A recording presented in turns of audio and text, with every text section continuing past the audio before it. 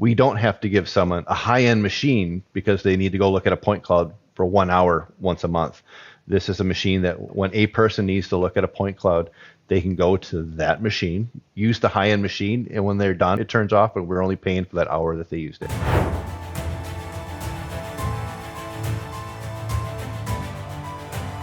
In doing all this, one thing that's very important to me is that anybody that's going to be using Workspot, I want it to be as barrier-free as possible. So when they're first signed in, I want them to see exactly what's going on. This splash screen when everyone first signs into Workspot add some personality to it, whether it's a logo, the welcome to EUA Cloud Workstations, but we wanted to make sure that we didn't just use the canned background that comes. We wanted to make them feel like they're still at EUA, no matter where they're sitting. You can see the pools and the applications that are available to the users, and below even defining what their purpose is, just to help people if they have any questions, just immediately, so at a high level. Immediately, you will see in the top left the EUA Workspot guide. That's actually not even an app. It's not a machine. It's a link that goes to our internal website, which in another slide here, you'll see. We have made a lot of effort to make our internal site as question-free as possible. They can go to it, find their answers, and move on. If somebody literally goes to that link, they could get into Workspot and become experts within 15 minutes if they want to take the time to read through it. Excellent. Well done. This is a beautiful screen here. No matter who you are or what machine or what pool you're in, the green My Workspot is always going to be in the top left. You always know where to find it without any question. You'll see we've got the shares set up where the Adobe licenses could then come and use the machines that have the Adobe product installed. We've got an engineering share that's available to the engineers that maybe have these one-off tools. It can be a little bit challenging to keep up to date on all the different machines, but we've got one share that's got all the tools available to them if they need them, as well as some specialized machines, the Placemaker, Point Cloud. These are machines that are higher end machines with one application installed in, so that we don't have to give someone a high-end machine because they need to go look at a point cloud for 1 hour once a month. This is a machine that when a person needs to look at a point cloud, they can go to that machine, use the high-end machine, and when they're done, it turns off, and we're only paying for that hour that they used it. Love it. Do they have to schedule that, No. or do they just pop in when it's available? If they click on, it'll tell if it's already in use. We have 2 pools in the east and one in the north central. Each pool has a handful of machines. One click, you get the most available machine that's available. It is handy for users locally in Milwaukee or someone out east, if perhaps they don't have access to a Workspot already, they can click on one of those and take advantage of the cloud machines. And then the last one there is called the visualization pool. That is the highest of all our machines. Once in a while, we've got someone with a really big model that requires a lot of power. As Ken was talking before, it would not be cost effective to give them a high-end machine for when they need to do some visualization. Whereas this pool has a couple machines in there. First come, first serve, they can go out, run the really big models, the 6-story high-rise with 300 beds that would normally probably blow up a regular machine because of the power needed. But this is where they can come use it, and 2 hours later when they're done, they shut it off. Again, we're not paying for the other 22 hours of that day. You guys got to love that suspend resume model. Across the board, I see you using it. I'd like to also point out that having the share pools in the east and the north central, everyone has access to them.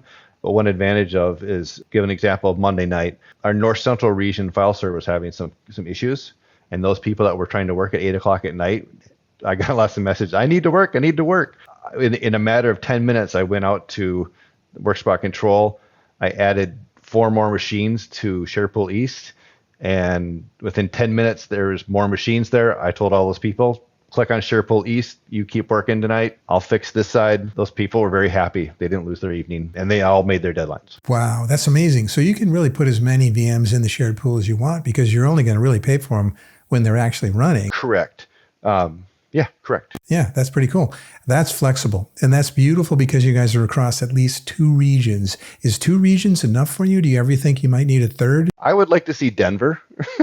And that's something we get out those speed tests running and Azure speed tests just to see what's a little bit better there in Denver. And hopefully one of these days. Because right now Denver's talking to North Central, which is out of Illinois, I believe. This is that link in the top left I was referencing. This is our internal site. And we cover everything from the introduction. There's an installation tab, getting started. I go through the details of our timeout policies, when it's best to sign out, when to do a restart, getting multiple monitor work, leveraging Teams the best, some little troubleshooting, what to do if there's app updates. I talk about our maintenance windows, which I'll go into more detail a little bit, and just some connection troubleshooting tips. Even there's a topic in there about working offline as a Workspot user, fully knowing you cannot work offline as a Workspot user, but how to, if you do need to be offline, how to leverage OneDrive, for example, that's connected to Workspot that you can save and sync and work in and out if you need to. Little tips and tricks just to keep people moving and agile. Yeah, and you even have the installation link down there, I see too. Very thoughtful. This is really well organized. Nice job. This is a team effort. This is our main, when I sign into Control, you'll see that we have the number of concurrent licenses versus the number of named users. Currently, we've got the total of 205 users signed in using, actually 200 right now, but there's 205 licenses for users to have their own machines. The concurrent is tied to our shares. Even though we may have well over, based on the shares in the pools, we have well over 12 shares available. Only at the most, I've only seen ever 12 get used at the same time. So what's nice is that there may be 2 people in visualization and a handful of people in the East and maybe another one on a point cloud, totaling 12. Tomorrow, it'll be 0, nobody in the visualization, but those 2 can be used in the Adobe pool. And it's fluid, it bounces, it just allows it to move around between the shares so that we don't have to have a license for each individual share. It's just the concurrent, which it works great. Yeah, and just for everyone, this is the first screen you see when you get into Workspot Control. So Workspot Control in a web browser allows you to control everything in the world of Workspot. And you can see these links up above, right? There's also Workspot Watch and Trends. Watch is real-time alarms and Trends is trend analysis. And we can go through and look at sort of a bunch of that. So this is the kind of the high-level status screen. And then you can move on to all the resources that you configure. These are all our resources and all our pools. Each one is unique and a little bit different. Denver itself, because of the number of Adobe users they have, we've got one machine set aside so that they have one that they don't have to worry about getting in the way of anybody else. But you'll see some test machines, which is another advantage. We can spit up a pool of just machines that we can use and abuse and test. And then when we're done, we can just reapply the template image back onto it and start over way quicker than trying to rebuild a machine after testing it. And that's one thing I'll give Kris and his team credit for too, is just taking advantage of the remote support of these machines and getting them up to date. The ability to push that out to hundreds of machines in a little bit of time has been phenomenal. And we've seen significant time savings from our team from an administrative standpoint. And also our ticketing help desk support tickets have dropped as well because we have more continuity between the computers and they're all updated with the same versions and levels that they need to be. It's been very helpful in that regard too. Yeah, no, that's amazing. And you have that, they're kind of all in one place. Talk a little bit about the security policies you've been able to put in place. This is an example of the maintenance policy applied to the North Central machines. We have it set up so that every Monday morning at 1 o'clock in the morning for 4 hours while everyone's asleep, all these machines turn on. The nice thing about that is that in conjunction with, we use another application called PDQ Connect, which is cloud-based. We can schedule all the Windows updates, all the application updates, any needed reboots, any enhancements that need to be done. All of that happens during that Monday morning from 1 o'clock to 5 o'clock in the morning while everyone's sleeping, so that when they come in Monday morning and hit on, they've got a fresh machine ready to go for them. No longer is it IT trying to wrangle everyone down to leave your laptop so we can install the new version of Revit, or somebody's falling behind on this update and you're trying to they're on vacation. This way, all of our machines are current. We use an application called Arctic Wolf to monitor our policies and make sure things. And our score is unbelievably great right now because all of our machines have the latest updates, the latest patches, drivers, software. We look really, really good right now. Less time waiting for our employees too. They're not coming in the morning, sitting there, and there's updates rolling, and they have to find something else to do. They're able to just jump in and start to work. Yeah, and Arctic Wolf must be just thinking there's a problem because these scores are way too high. Right? It's just like, that can't be. Yeah, we look so good. Yeah, no. When we have our reviews, they're like, normally it's about this, but you guys are phenomenal. You're at this, so they're always impressed. And so you fire these off at 1 a.m, patch them all up, and then you shut them all down, I guess, right? While on the sleep. Yeah, right. Oh, that's the best part, right? That's the best part. And then you have the ability to set timeouts. So Correct. when folks have walked away from their machine for a period of time, I guess. Admittedly, this took some adoption and took some practice for some people to get used to having a timeout policy. We might have had a handful of people that worked on documents and just closed their laptop and would have worked on them several hours later without saving, but they got good at it. But the timeout policy right now we've got applied to all the machines is a 30-minute disconnect and then a 120-minute shutdown. What that's meaning is that if you were to look at your work spot and step away and not touch it, in 30 minutes it will just disconnect you. The window goes dark. But your machine stays running in the back end for 120 minutes. If you intend to get home, eat dinner, and maybe pick up where you left off in that 120 minutes, you can open up your work spot and be right where you left off. I see the logs, and about 7:30, 8 o'clock, I see lots of machines turning off at once because the timeout policy kicks in. I guess the only downside there is if someone had a file open and they had some unsaved changes. The handful of people that may have gotten bitten by the 120-minute timeout have gotten better at making a point of hitting save before they disconnect. I like it. They're trainable. Yeah. And even our BIM team has seen an improvement in less model corruption, so forth, because in the past, people, like Kris said, may just leave their Revit model open overnight and they come in the next morning and you have conflicts. So that was one thing we've always had challenge of just getting some consistency with that. So now that we can program this so that there's the timeout, it closes the application. They're getting auto saves throughout the day for that already. And then we can make sure that model's staying in good shape for the next day. Very nice. Another huge benefit. One thing I would also like to is, while I didn't highlight, we do have some security policies. Like, for example, we disabled external USB drives so that the Workspot can't access the USB drives, whether it be a home computer or their work computer. So, sometimes it's even webcams if we need to disable these things. Drive access, it's been very helpful when it comes to some of our compliance safe when we're trying to keep the restrictions so that everyone can work well, but at the same time, keep our ship nice and tight. Yeah, that's good. You can add things like not allowing them to copy and paste or do Correct. Screenshots of things. Well, that moves us on to round trip time. Round trip time is something that I have to look at once in a while for users. That's a good round trip time right there. I wouldn't worry about this at all. But when the round trip time number goes up, I can see that people have sometimes concerns because they make a click and then it does the action, or they do a drag and then it does the action. Generally, the instinct is they're like, my workspot's slow. It's like, well, let's take a look. We go look at the round trip time, and it may be high. So based on this measurement, I can help people adjust. Sometimes it's been, it's a snow day. I know everyone's at home because it's Wisconsin. My kids are home too. You're having some issues here. Can you use your phone as a hotspot? Oh, that's much better, they'll say. It's like, so we can figure out and help identify where the issues are. Hey, and one more screen we have right here, which is CPU utilization. So this is pretty interesting across a lot of different machines here. What I love about this screen is that the color coding and what the applications that are running, I can actually hover over each one and tell which one's hitting the CPU the hardest. And once in a while, someone will say, my machine's locked up. I don't know what's going on. And I go on and say, oh, wow, your round trip time's 8. You should be flying. And then I go to here and I'll find out that, it looks like, oh man, you got SketchUp going and that's eating 99% of your CPU. Maybe we need to make a change. Let's take you off this NVIDIA machine that's on a standard drive and put you on an NVIDIA machine that's got a premium drive with faster IOs on it. So not only does this help us find the root of the problem, but it helps us solve the problem too.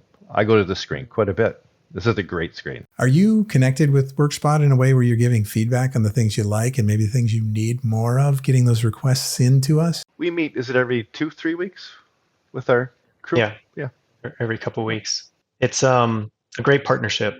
We have opportunity to talk about everything and have that support of whether it's something developed into Workspot. Maybe it's a feature that's not there. I know Kris has put quite a few features in that have actually been developed and that we're using today. I was just going to mention that stuff that we've been asked for enhancement requests, that I know that in my heart that I feel like I'm the one that made the request, or Ken and I have pushed hard, have become reality, like the maintenance policy. I'd like to think that I had a piece of that. All right, Kris, well, what do you think from everything you've seen so far? And knowing you've been here for 8 years and boy, the things that you've been through, how could you sum up what you've learned and what advice would you have for them? The security and the reliability and the performance that you can get out of this compared to having to work off a local machine does not compare. When I can take a machine out in the cloud and make it twice the horsepower in the matter of one click, versus someone that says, my laptop's too slow. Okay, well, let's put in a requisition to get a new laptop, and then we'll get you imaged, and then we'll get it all set up, and then a month later, let's get your profile moved over. Whereas now I can say, heck, let's move you to a different pool, and then suddenly you are now twice the horsepower, twice the graphics card. Or when someone says, hey, I thought about moving to Pennsylvania. What are the possibilities? And you can say, no questions asked, bang, bang. Your machine just moved from north central to east. Enjoy Pennsylvania. All of our machines are up to date, have the latest, have the greatest. We got maintenance tools that keep them clean. We don't have to worry about trying to lock down a machine long enough to touch it, because all these machines are there and we can do it. And we can do it after hours, and I can get a good night's sleep. Typically, IT administrators aren't real, popular with the end user community, but it seems like you are very popular with yours. I like to say I advocate for the users in a lot of the actions that I do inside Workspot.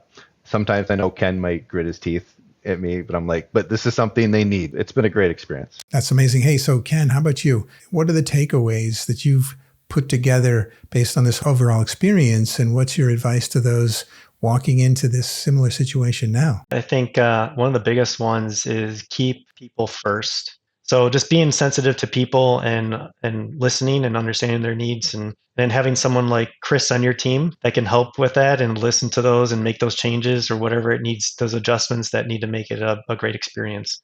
The other lesson learned, I think, is from a cost side of things. I guess some advice I would give. There's a perception that cloud is too expensive. And I would argue that after going through it, that the costs are actually better on the cloud side in the end. It takes a lot of time, and it's a long process for environments, especially the more complex your environments are. I understand that. But we've definitely seen, from consolidating infrastructure from each individual office location, eliminating hardware, subscriptions, administration, all the costs that are associated with that, and bundling up that into Azure subscription and Workspot. We can now manage those costs. We can anticipate what they are. We can scale them up, scale them down. The agility from the financial perspective is just significant. It's much more cost competitive than you might think. Obviously, the technology has advanced, the timeout policies that helped us quite a bit. And we're confident that that'll continue to bring features that'll bring the cost down even more in the future. And we'll be ready for that. Wonderful. Those are both great responses. Thanks for that. Great summary as well as great advice. I'm sure those that are watching the podcast are taking notes and benefiting from this greatly. So I want to thank both you, Ken and Kris, for joining me today on this Workspot podcast. I really appreciate it. Yeah, thank you, Brad. This has been a lot of fun. Appreciate you and obviously the Workspot team and your partnership. Likewise, it's been a great experience. I can be reached at my email at kens@eua.com. I'm also reachable at krisj@eua.com, KRISJ@eua.com. All right. Now, I'm sure there won't be any spam coming your way. It'll be just legit compliments on your performance today, as well as maybe some questions or two. Yeah, happy to help. You're wonderful customers of ours. We love it. And I just can't thank you enough for joining the podcast. Awesome. Thanks a lot. Have a great day.